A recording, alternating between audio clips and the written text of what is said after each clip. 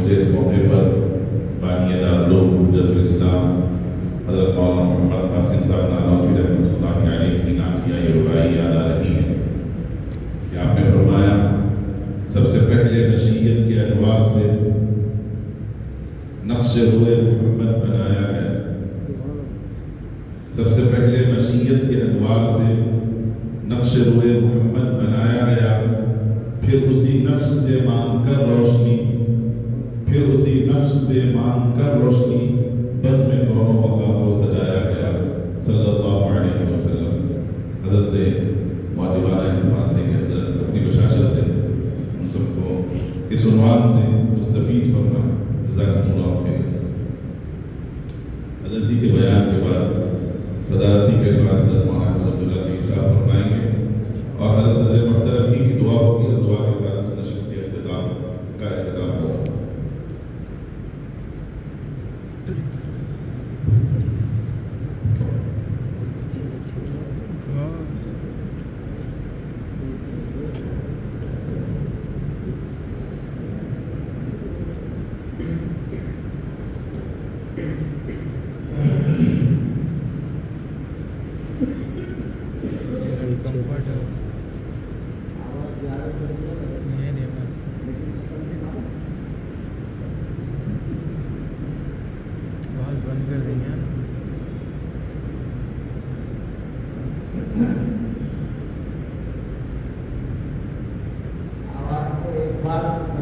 چھوڑ دیں، تیز نہ کریں، بس وقت کی ضرورت ہے، تھوڑا اور کمی کرتے تو ٹھیک ہے، اور بس اس کو اپنی جگہ چھوڑ دیں، وہاں سے ہٹ جائیں. عام طور پر مائک والے مائک کے قریب رہتے ہیں اور وہ اپنے ذوق سے گٹارے بڑھاتے ہیں، یا یہ کہ نعت کے ذوق سے مسئلہ ہو جاتا ہے.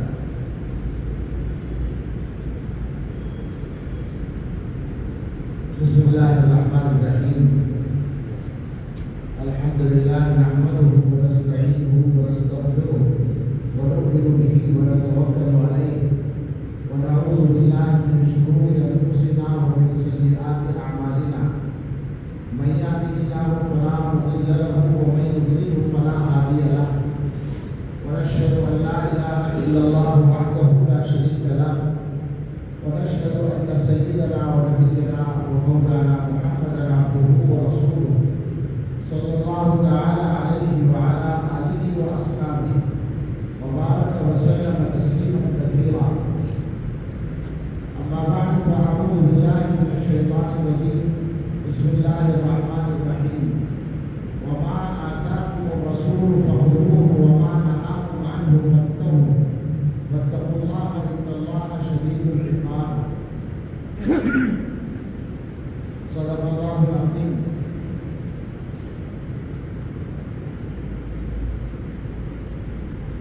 اللہ تعالیٰ کا شکر ادا کرتے ہیں کہ سیرت پاک کے عنوان سے مجلس علمیہ کے زیر اہتمام اس وقت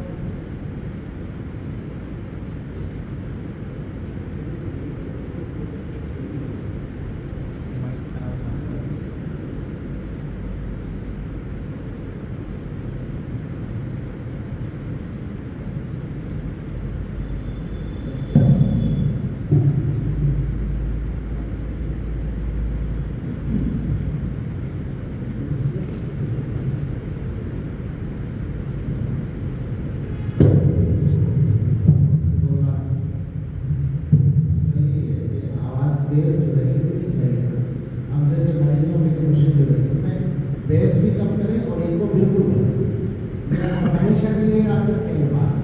آواز کے سلسلے میں بھی اسلام نے سنت طریقہ بتایا ہے. مگر یہ ضرور ہے یہ جو آپ کی مسجدوں میں بہت زیادہ تیز آواز چل رہی ہے، علماء کو چاہیے اس پر غور کریں اور اس پر اس روک لگائیں. ہر مسجد والا یہ سمجھ رہا ہے کہ حرم میں نماز پڑھا رہا ہے، وہ حرم کی برابر ان کو رکھتے ہیں. نماز پڑھنا مشکل ہو جاتا ہے. کس نے اجازت دی ہے؟ اسی بدلنا چاہیے.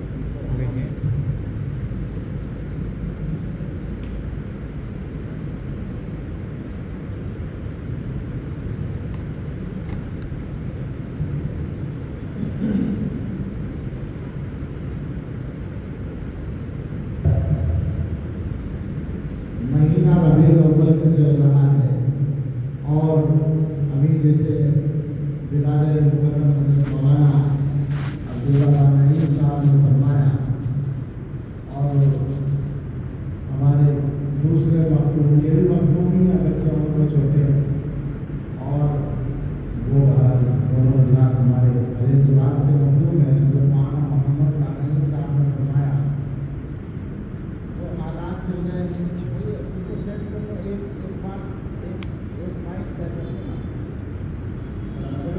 وہی سبق سکھا کے رکھتا ہے کیا گستاخی کیوں کی ہے مائک سکھا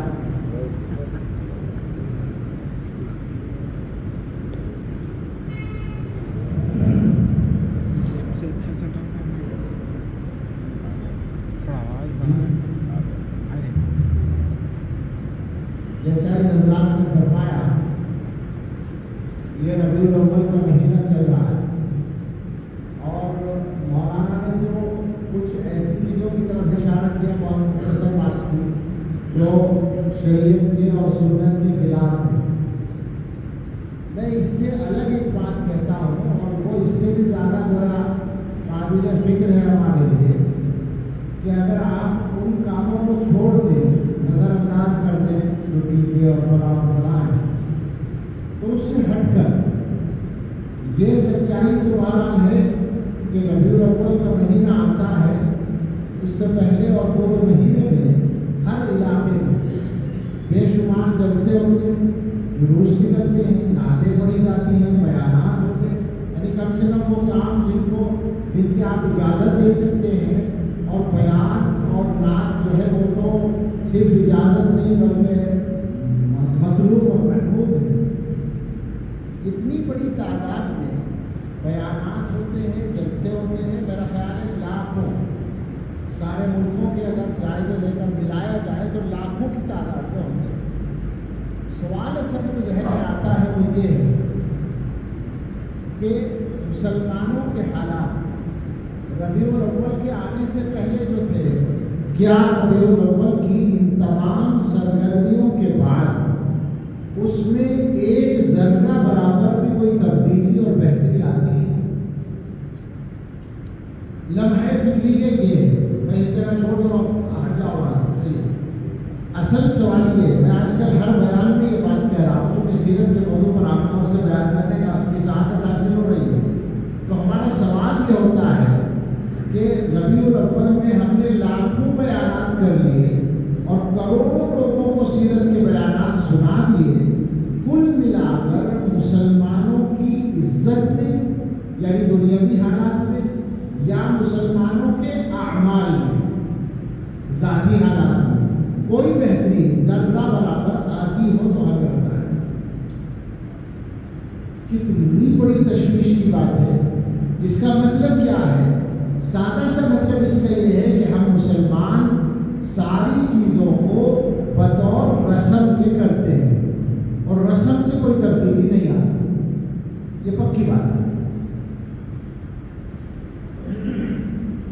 میں سوچتا ہوں کہ جن کا ہم کام لے رہے ہیں، سید الاولین والآخرین رحمت للعالمین حضرت محمد رسول اللہ صلی اللہ علیہ وسلم، وہ انسانی تاریخ میں متفقہ طور پر، یعنی صرف مسلمانوں کا اور عقیدت رکھنے والوں کا خیال نہیں، بلکہ جو بالکل ایمان سے کوئی تعلق نہیں رکھتے، اسلام کے دشمن ہیں، ان کا بھی اس پر اتفاق ہے کہ اس کائنات انسانی میں حضرت محمد رسول اللہ صلی اللہ علیہ وسلم جیسی عزت کسی کو حاصل نہیں ہوئی پوری تاریخ میں۔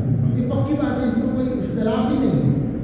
اور اسی طرح سے اس انسانی کائنات کی تاریخ میں ہر شعبے کے ممتاز لوگوں کا جائزہ لینے کے بعد، یعنی بادشاہوں کا، جرنیلوں کا، تاجروں کا، حاکموں کا، علوم کے ماہرین کا، دنیا کے مصلحین کا، پیغمبروں کا، سب کا جائزہ لینے کے بعد یہ کہنے پر آدمی مجبور ہوتا ہے کہ حضرت محمد رسول اللہ صلی اللہ علیہ وسلم کی طرح کوئی کامیابی نہیں ہو، کوئی کامیابی نہیں۔ دنیا کے سب سے کامیاب انسان کا نام ہے حضرت محمد صلی اللہ علیہ وسلم، اور دنیا کے سب سے زیادہ عزت والے انسان کا نام ہے حضرت محمد صلی اللہ علیہ وسلم۔ ان کی باتیں اتنی بڑی تعداد میں، اتنے جذبات کے ساتھ، اتنے احساس محبت اور اظہار محبت کے ساتھ ہم لوگ کرتے ہیں، ساری دنیا میں ہوتی ہے اور کوئی فرق ہماری زندگی پر نہیں پڑتا۔ میری سمجھ میں یہ بات نہیں ہے۔ میرا یہ سوال ہے، چاہے وہ کوئی ایسی بات نہیں کر رہا جو آپ کے ذہنوں میں نہ ہو، آپ اس سوال سے متفق ہیں۔ علماء ہیں عام طور پر سب یہ بات کہیں گے کہ یہ ایک سوال پیدا ہوتا ہے اور یہ کھڑا ہے ہر سال۔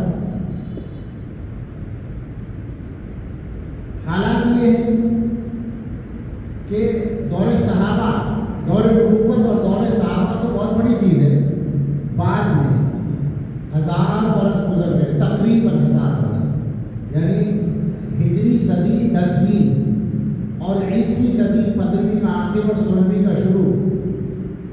تاریخ میں لکھا ہے کہ ترکی کا ایک بادشاہ، ایک خلیفہ سلطان تھا، سلیمان اعظم قانونی اس کو کہتے ہیں۔ اس کے زمانے میں مسلمانوں کے دبدبے کا یہ عالم تھا کہ اگر کوئی مسلمان کسی رات کو عیسائیوں کے کسی گاؤں میں مہمان ہوتا تھا تو اس رات اس گاؤں کے گرجا گھر کا گھنٹہ نہیں بجتا تھا۔ تاریخ میں لکھا ہے۔ اور آج کیا حالات ہیں؟ آج حالات یہ ہیں کہ اگر میں کہوں کہ سارے مسلمان بھی کسی گاؤں میں جمع ہو جائیں دنیا کے تو گھنٹہ اور تیز بجے گا۔ یہ حالات ہیں، یعنی دنیا کا کوئی مسئلہ جس کا تعلق مسلمانوں سے بھی ہو یا نہ ہو، اسی مسئلے میں مسلمان کوئی کردار ادا کرنے کی پوزیشن میں ہو، یہ تو بہت دور کی بات ہو گئی۔ اب تو حالات یہ ہو گئے کہ اگر مسلمانوں کو پلاننگ کے تحت ایک خطے میں ختم کرنے کا پروگرام چل رہا ہو، اس کو آپ پروگرام ہی کہیں گے اور کیا کہیں گے، پلاننگ کہیں گے، باقاعدہ نسلی تطہیر کا کام ہو رہا ہو جو ہو رہا ہے فلسطین میں، تو آج حالات یہ ہے کہ مسلمان اس کو روکنے کی پوزیشن میں تو کیا ہوتے ہیں، اس کے بارے میں ڈھنگ سے احتجاج کرنے کی حالت میں بھی نہیں ہے۔ سیرت نبی صلی اللہ علیہ وسلم پر بات کرتے ہوئے دل کے اندر یہ درد تو آتا ہے،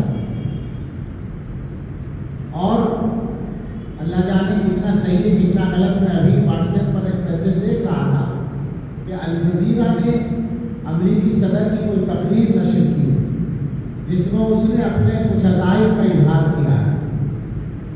وہ بے تکلف ہے بالکل۔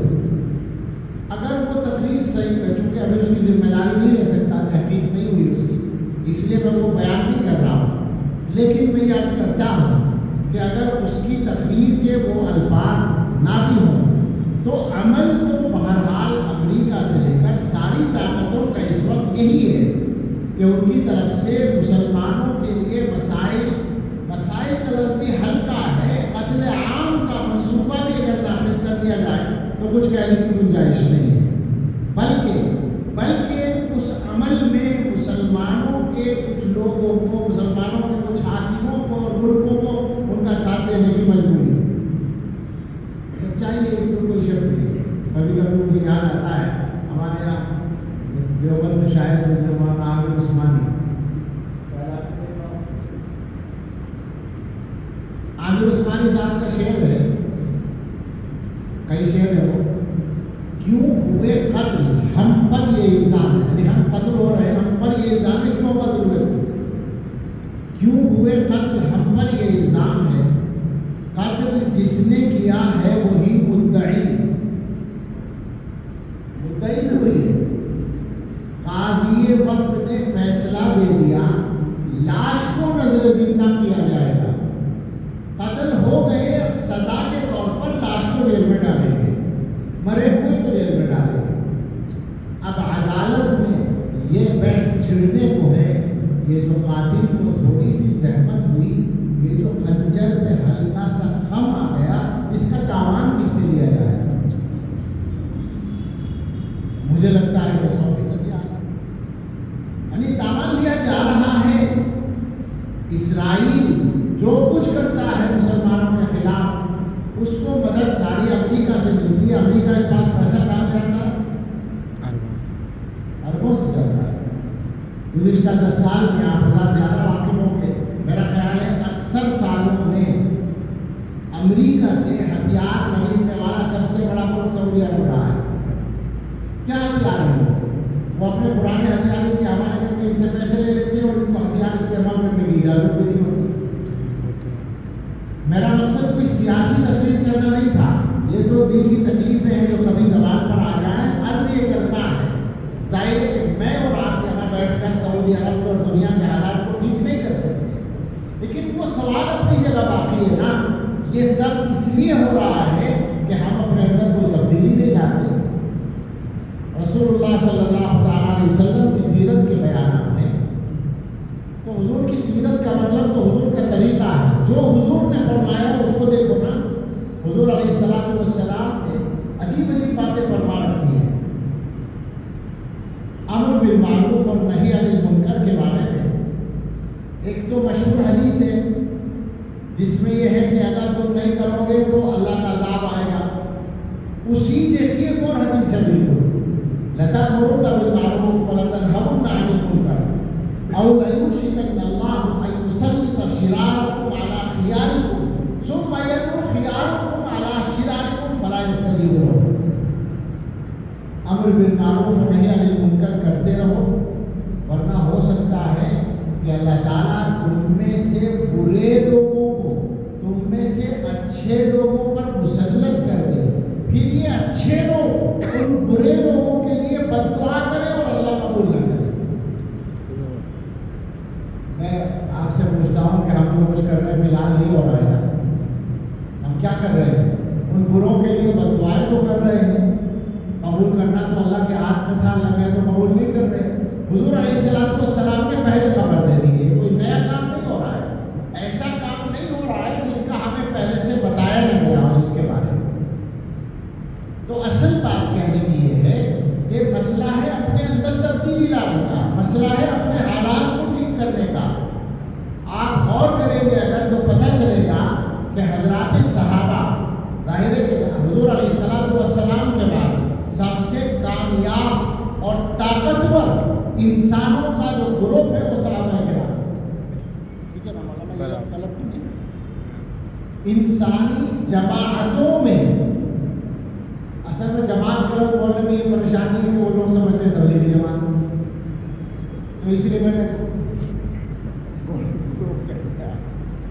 انسانی طبقات میں، انسانی تاریخ میں جو گویا جماعتی کہہ لو کیا یا گروپ وجود میں آئے ہیں، ان میں سب سے زیادہ طاقتور، سب سے زیادہ کامیاب اور دنیا کو سب سے زیادہ فیض پہنچانے والا بھی اور متاثر کرنے والا بھی جو طبقہ ہے وہ صحابہ کرام ہے. آپ غور کریں، صحابہ کرام باتیں ہوتی تھی یا عمل ہوتا تھا؟ سوچے ذرا.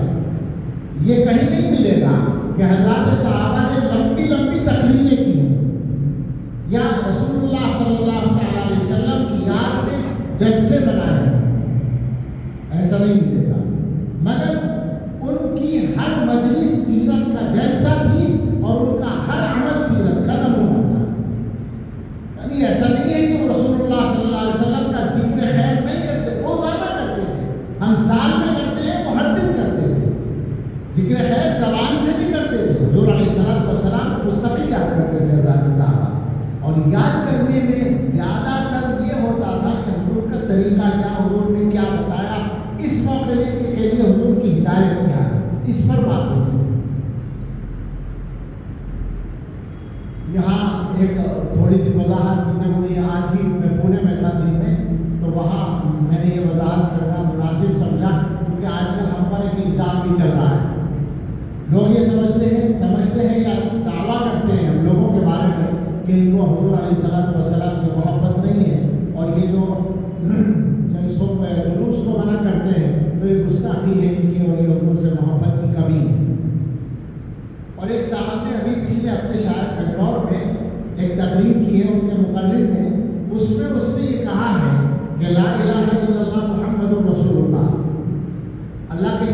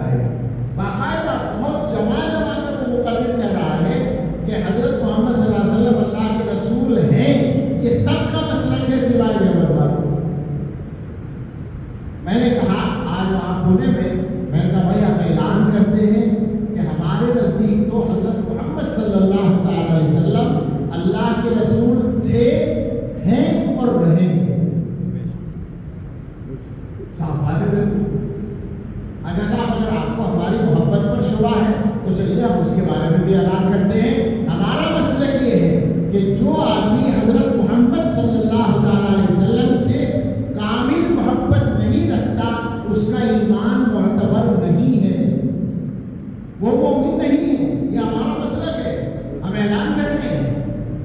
اب تو خوش ہو جائیے، مگر صاحب کیسے خوش ہو سکتے ہیں؟ آج میں جب آپ یہ سنایا، مشکل ہے کہ ہر چیز تو آج کل ویڈیو میں چلی جاتی ہے. جامعہ ہمدرد یونیورسٹی جو ہے دلی میں، وہاں پر 1 سال یا 2 سال پہلے سیرت کے ربیع الاول کے پروگرام میں مجھے بلایا گیا.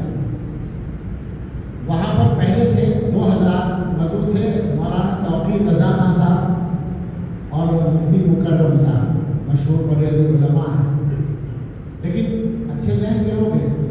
تو تیسرا نام ہمارا بھی جڑوا دیا کچھ لوگوں نے کہ بھائی وہ کوئی اپنا تو ہو گیا.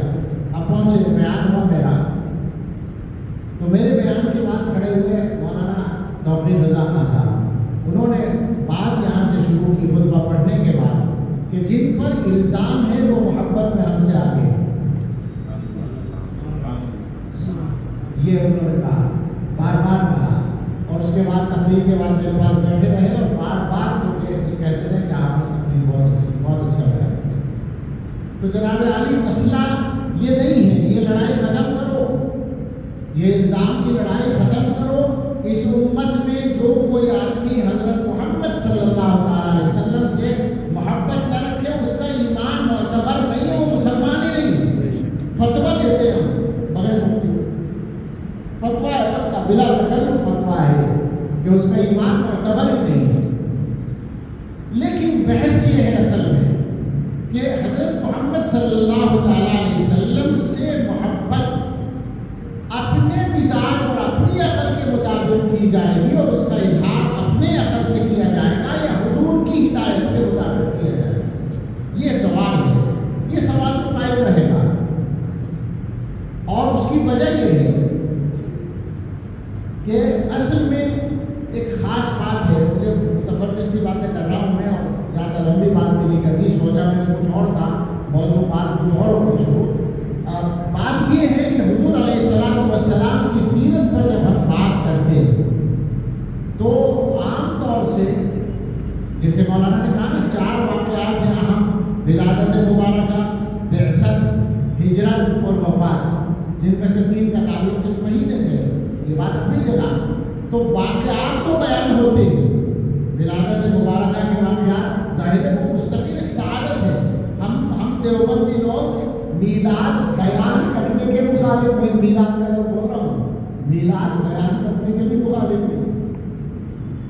مسئلہ وہی ہے، بیان کرو جس طرح ہم لوگ پسند کریں اس طرح بیان کرو. اس لیے کہ حضور علیہ السلام کی ولادت مبارکہ کے واقعات بھی معجزات سے پورے، تو بیان کیا جائے گا تو ایمان ہی بڑھے گا. تو واقعات بیان ہوتے ہیں، ہجرت کے واقعات بھی، بعثت کے واقعات بھی، وفات کے حادثہ عظمیٰ کے واقعات بھی. لیکن بات حضرت محمد رسول اللہ صلی اللہ تعالیٰ علیہ وسلم کے حقوق پر زیادہ نہیں ہوتی. لہذا ہم خوش ہو جاتے ہیں کہ ہم نے حضور کا تذکرہ کر لیا. ظاہر بات ہے، میں یہ کہا کرتا ہوں کہ 2 موضوعات